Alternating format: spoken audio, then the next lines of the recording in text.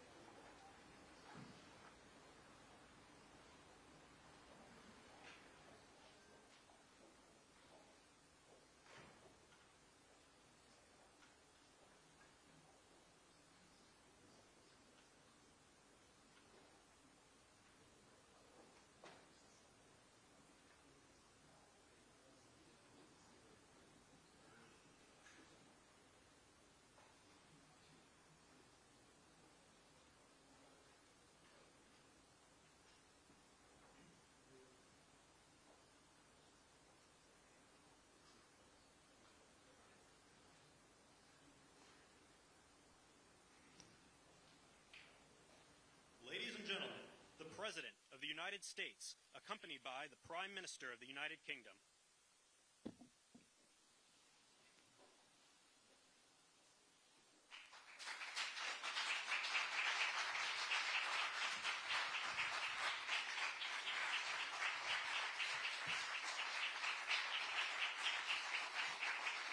Thank you very much.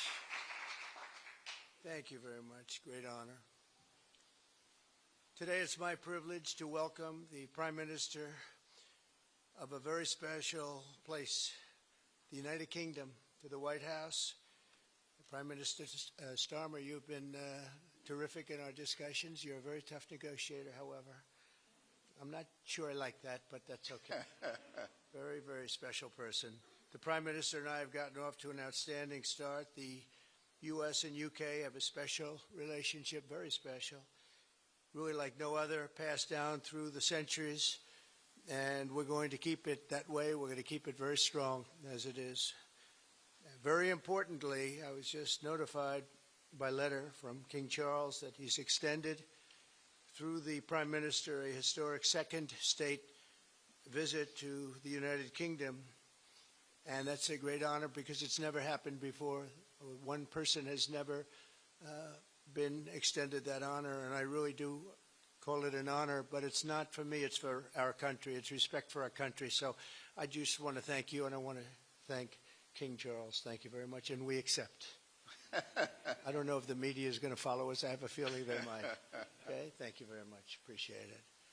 I'm pleased to say that the bust of one of the Prime Minister's greatest predecessors, Winston Churchill, is now back in the rightful place in the Oval Office, and we're very proud of it. Our meeting today and the various breakout sessions we had were tremendously productive. Most importantly, I provided the Prime Minister with an update on our efforts to end the bloody and horrible war in Ukraine with Russia, which would never have happened if I were president. That was not going to happen. I promise you that.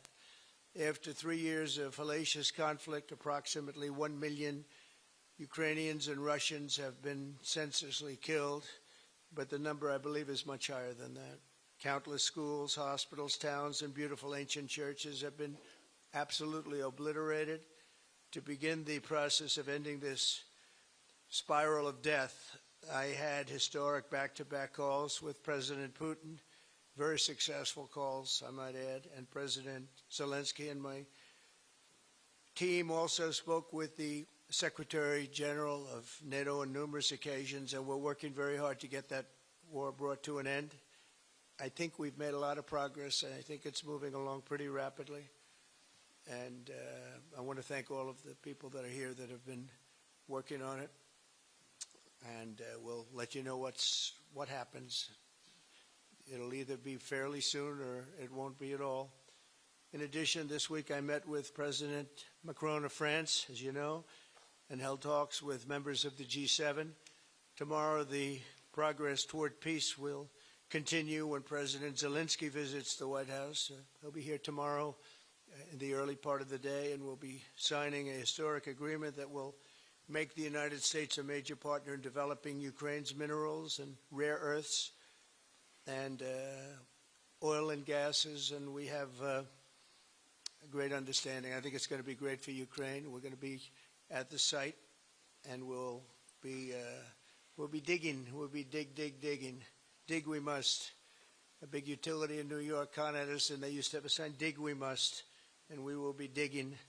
But much of the European aid to Ukraine has been sent in the form of loans for which they expect to be paid back, and we didn't have that honor under the Biden administration. He sent money, or just sent it, money after money after money, and never had any knowledge of ever seeing it back. Maybe $300 to $350 billion, but under the breakthrough agreement, very unusual, which everyone said was difficult to get, but it's really very good for Ukraine and very good for us. The American taxpayers will now effectively be reimbursed for the money, and hundreds of billions of dollars poured into helping Ukraine defend itself, which by and of itself is a very worthy thing to do. We've paid far more than any other country, and with most of our support, it's been paid in military, the finest weapons anywhere in the world.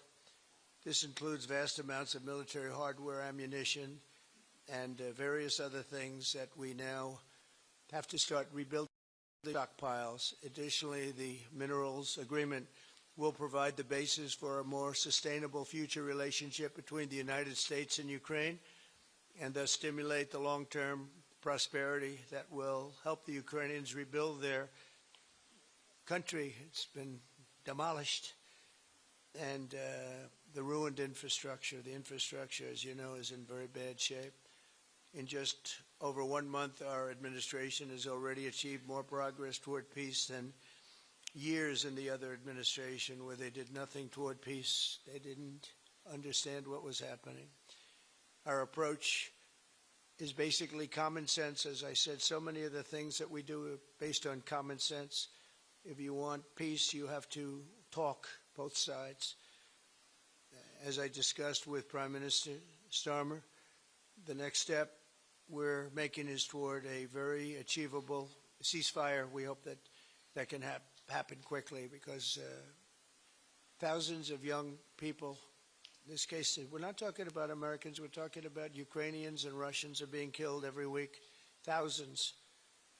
And it's a rough battlefield. It's a flat piece of land, and the bullet only stops when it hits somebody. I saw the reports, and it's I don't even want to say what they are, but thousands of people, young, vibrant people died, and we want to stop that. Senseless. Should have never happened. This will lay the groundwork for a long-term peace agreement that will return stability to Eastern Europe, and hopefully ensure that such a terrible war will never happen on European soil, or for that matter anywhere again. It's a horrible thing that's going on.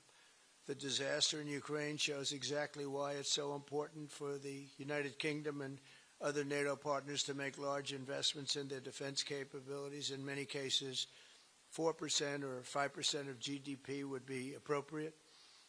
I know that they're raising it. I just read an article, a great article, about the work you're doing in the UK as to the military. You're raising it quite a bit, which is a great thing to do for your country. It's a great thing to do. It's sad that we need that, but probably need that. So congratulations on that. I know you got it through. After years of chronic underfunding, there's an urgent need to catch up for some countries. And I want to thank the Prime Minister once again for traveling here today. Working together, I believe that we'll once again demonstrate the power of our country's unique friendship. This is indeed a unique friendship. It's been many years, and I think it's only gotten stronger, and we will make sure that it stays that way. We're going to have a great trade agreement. One way or the other, we're going to end up with a very good trade agreement for both countries, and we're working on that as we speak. I think we'll have the confines. I think we'll have something maybe even in terms of possibilities agreed to very shortly. JD's working on it, Vice President, and Scott, and I'm just looking at this all from Mike. You're going to work on it. Everyone's going to work on it. We'll see if we can do something pretty quickly, but we're going to make some great trade agreements with the UK and with the Prime Minister, and it'll happen very quickly. So I just want to thank you again, and please thank King Charles for the invite, and I look forward to you giving our acceptance on behalf of the United States of America. Thank you very much, sir.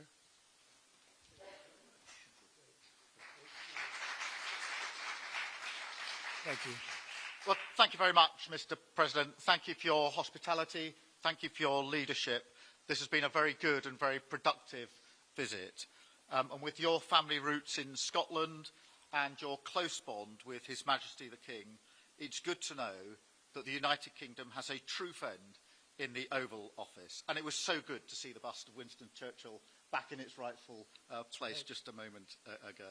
But look, in a moment of real danger around the world, this relationship matters more than ever. We remain each other's first partner in defence, ready to come to the other's aid, to counter threats wherever and whenever they may arise. No two militaries are more intertwined than ours, No two countries have done more together to keep people safe. And in a few weeks, we mark VE Day, the 80th anniversary of victory in Europe. Britain and America fought side by side to make that happen. One of the greatest moments in our history. We stand side by side still today, and we're focused now on bringing an enduring end to the barbaric war in Ukraine. Mr. President, I welcome your deep and personal commitment to bring peace and to stop the killing. You've created a moment of tremendous opportunity to reach a historic peace deal, a deal that I think would be celebrated in Ukraine and around the world. That is the prize. But we have to get it right. There's a famous slogan in the United Kingdom from after the Second World War. That is that we have to win the peace. And that's what we must do now. Because it can't be peace that rewards the aggressor or that gives encouragement to regimes like Iran. We agree history must be on the side of the peacemaker, not the invader. So the stakes, they couldn't be higher, and we're determined to work together to deliver a good deal. We've discussed a plan today to reach a peace that is tough and fair, that Ukraine will help shape, that's backed by strength, to stop Putin coming back for more. I'm working closely with other European leaders on this, and I'm clear that the UK is ready to put boots on the ground and planes in the air to support a deal, working together with our allies, because that is the only way that peace will last. Mr. President, in this new era, you're also right that Europe must step up. And let me tell you now, I see the growing threats we face, and so the UK is all in. This year we'll be giving more military aid to Ukraine than ever, and just this week I've set out how we're shouldering more of the security burden. We're already one of the biggest spenders in NATO, and now we're going much further, delivering Britain's biggest sustained increase in defence spending since the Cold War. This isn't just talk, it's action, rebalancing the transatlantic alliance, making us all stronger, and standing up for our shared values and shared security, as Britain always has. And Mr. President, it's no secret we're from different political traditions, but there's a lot that we have in common. We believe it's not taking part that counts. What counts is winning. If you don't win, you don't deliver. And we're determined to deliver for the working people of Britain and America, who want and deserve to see their lives improve. So we're both in a hurry to get things done, and that's what the UK and US do when we work together. We win and we get things done. So we'll do what it takes to keep our people safe. We'll also work together to deliver some big economic wins that can benefit us both. We have a $1.5 trillion invested in each other's economies, creating over 2.5 million jobs across both economies. Our trading relationship is not just strong, it's fair, balanced and reciprocal. We're leaders together in so many areas, ranked 1 and 2 in the world as investment destinations, 1 and 2 for universities, 1 and 2 for Nobel Prizes, 1 and 2 in golf as well, by the way, and we're the only 2 Western countries with trillion-dollar tech sectors, leaders in AI. And look, we take a similar approach on this issue.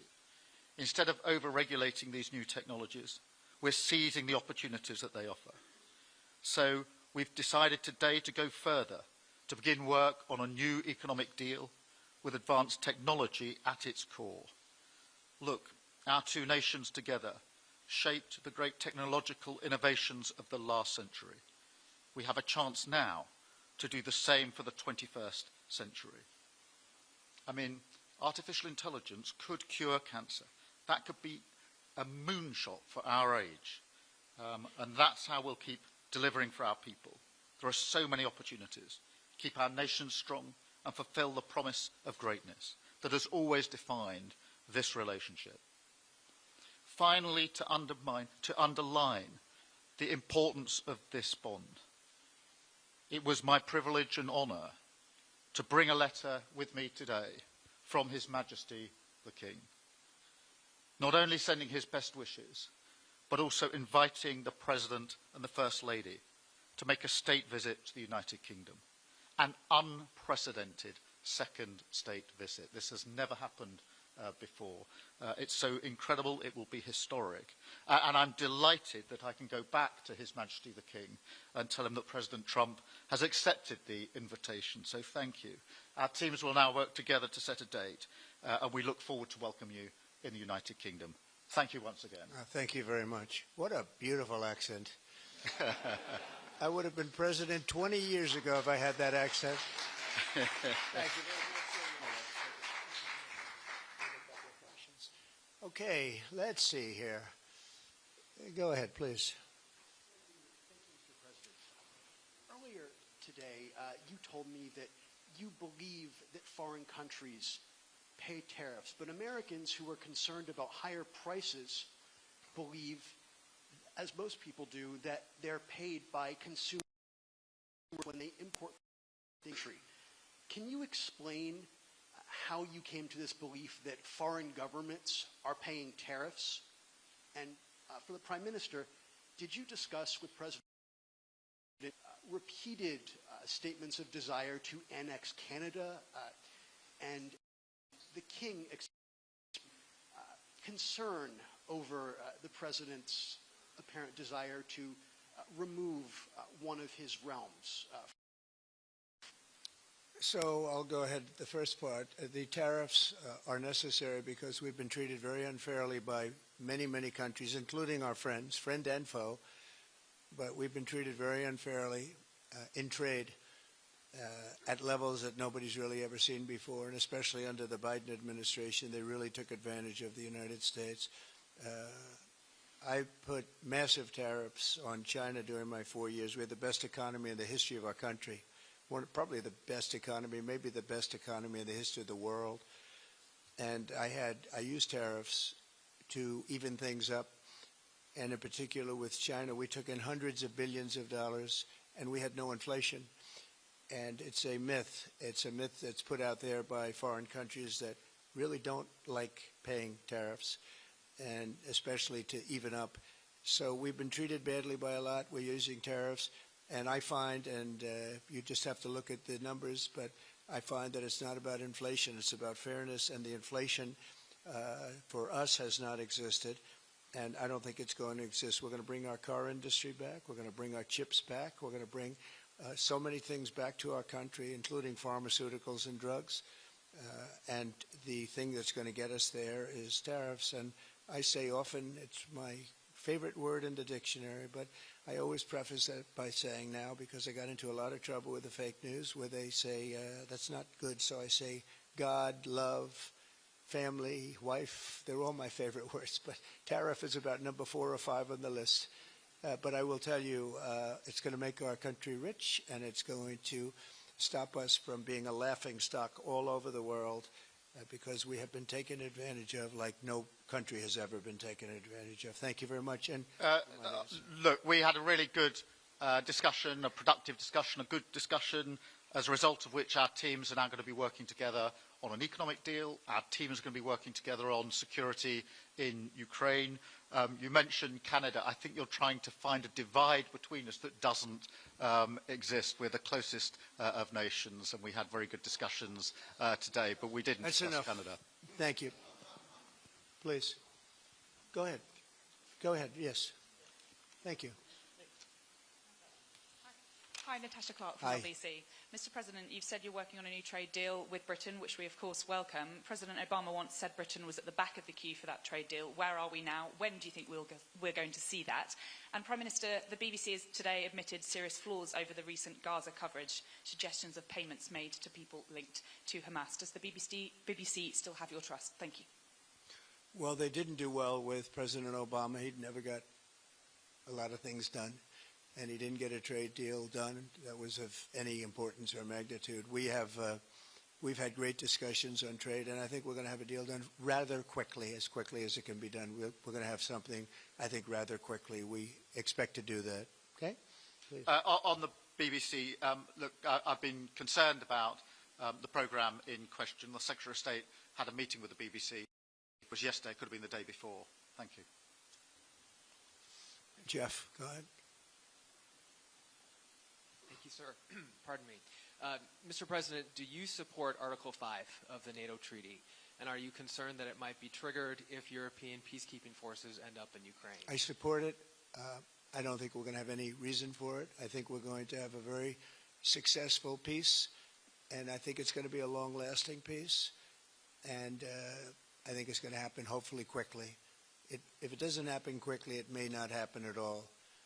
And we want it for two reasons. Number one, I want to see on a humane basis, I want to see soldiers stop getting shot, because largely it's soldiers now. Towns have been obliterated, but it's largely that. And I don't want to pay billions and billions and billions of dollars, nor does the Prime Minister or anybody else, on a senseless war that should have never happened. And we're going to get it taken care of. But I think it's going to be a peace that's going to be long-lasting. Do you have a question for the Prime Minister? Thank you. Mr. Prime Minister, you were asking the President today about a backstop for Europe if the peacekeeping force ends up in Ukraine. Did you feel like you got a satisfying answer for yourself and for Europe? And Mr. President, if you want to comment on that as well, please do. I felt we had a very productive discussion. Obviously, as the President says, the deal has to come first. But yes, our teams are going to be talking about how we make sure that deal sticks, is lasting and enforced. So our teams will be talking about that. Okay. Please, Blue. Mr. President, some experts think it could take more than a decade to mine the precious minerals from Ukraine. How much should the U.S. expect to receive, and when do you expect to see that come to fruition? Well, we're never going to know that answer, but by our being in Ukraine and doing the exploration and also the digging and taking the rare earth, which we need in our country very badly, we'll be doing a substantial amount of work, probably about at least what we have in there, and we hope to be able to do that. You never know when it comes to that. You know, you dig and maybe things aren't there like you think they're there, but we'll be spending a lot of time there. It'll be great for Ukraine. It's like a huge economic development project, so it'll be good for both countries. Okay? Please. Prime Minister, excuse me, Prime Minister, you've talked about putting British soldiers' boots on the ground in Ukraine in the event that President Trump succeeds with his peace deal. But can you do that without a firm assurance that America will have our back in the form of some kind of security guarantee were Putin to breach that agreement? And Mr. President, tomorrow you're seeing President Zelensky to sign this deal on minerals and energy that could be hugely important to the United States. Will you take the opportunity to apologize to him for calling him a dictator while praising Vladimir Putin, who is a dictator? Well, Robert, let me start by saying I've been really clear today and previously that I think that European countries, including the United Kingdom, need to step up in our own defence and security. We've been doing that in recent days. You saw the announcement we made on spending just the other day. In addition to that, I've made it clear that the United Kingdom will play its full part in ensuring that if there's a deal, and we hope there is a deal in Ukraine, that that is a lasting deal that sticks. And we're obviously working with other European countries on that, France and NATO in particular, but I think I'm hosting 18 countries on Sunday to further our discussions. You heard from the President this morning that, you know, as historically has always been the case, we have each other's backs, and today we've been talking about the deal, how that will be a lasting deal, and coming out of this, our teams will now be talking in detail about that. And I think we're going to have a very good meeting tomorrow, 11 o'clock. and I think we're going to have a very good meeting tomorrow morning. We're going to get along really well, okay? We have a lot of respect. I have a lot of respect for him. We've given them a lot of equipment and a lot of money, but they have fought very bravely, no matter how you figure it. They have really fought. Somebody has to use that equipment, and they have been very brave in that sense. Yeah, please, go ahead. The ceasefire deal is nearing an end this Saturday, and there's been some worry that Phase 2 might never get there. Do you believe that Phase 2 of the ceasefire in Gaza will come to fruition? And have you spoken to Netanyahu about it? And for the Prime Minister, this peacekeeping deal has been pushed forward by the UK and France as well. Have you been in discussions with any other European countries to join this initiative? And are you expecting Commonwealth countries to also join the effort? Thank you. So we're working very hard in the Middle East and Gaza and all of the problems, and it's been going on for years and years and centuries and centuries. It's a tough neighborhood, but it could be a very beautiful neighborhood, and I think we're going to come up with some pretty good solutions. But Phase 1 is almost complete. We've had some people that have been very seriously injured, very seriously hurt, both physically and mentally. They've come out of there very, very, some of them in very, very bad shape. It's shocking. Many young people aren't in bad shape. Young people are strong, healthy. They don't die. People have come out dead, young people and old people. It's a rough situation, but I think we're going to make it much better, and I think that we've had a huge impact on that since we've been in just the 4 weeks. I think we've had a huge impact on Gaza, the Middle East, and we have some pretty good talks going on concerning lots of other people that are going to make it better. So we'll see what happens. Nobody really knows, but we'll see what happens. But I think we've had a very positive impact. Prime Minister? Yeah, on the question of the European countries, yes, I've spoken to a number of countries, particularly in the last few weeks. We had a meeting in Paris last week. I've got a meeting on Sunday with 18 countries to further our discussions. Obviously, we've been talking quite intensely to our French colleagues and to NATO, but to other countries as well, because, as I say, I think it's important for European countries, including the United Kingdom, to step up and do more in the defence and security of Europe and our continent and the United Kingdom, and we'll do so. Well, we're talking to a number of other countries. Thank you. Yes, in the red, please. Pink red, flaming red. Is it me or her? Go ahead. Okay, thank you, Mr. President. A question on Ukraine. Number one is, if you're not considering the security guarantees, are you open to other forms of, for example, intelligence cooperation with Ukraine? And Mr. Prime Minister, President Trump has proposed a plan for Gaza. Does this fit into the two-state solution that the UK held for a long time? Do you see it fit into your general Middle Eastern strategy? Thank you so much. Yeah, thank you very much. We're open to many things, but before I even think about that, that's almost pleasant to think about because that would mean that peace has been arrived at. We have to arrive at that peace. And, you know, you went 3.5 years with an administration that never even really had a meeting. They didn't have a meeting on peace. And there was no prospect of peace. I think, frankly, Russia wanted to go through the whole long deal. I don't think they do anymore. I don't think they do. We had a very big impact on that whole situation. But I don't like talking about Phase 2 until I get Phase 1. Phase 1 is I have to make peace. And we have to get Russia to agree. We have to get Ukraine to agree. And I think we will, I think we've come a long way. I believe we're going to get it done. I wouldn't say that if I didn't think so. And I think it will be very important, very historic, and we're going to save a lot of lives. On the question of Gaza, the last few weeks of the ceasefire have been very impactful, and for me there are two images that I remember more than any other. The first is Emily Damari, who is British, being reunited with her mother. You may remember she had her fingers missing after what she endured. That was an incredible moment. I'd spent a lot of time with her mother whilst she was held captive, and her mother went through absolute torture.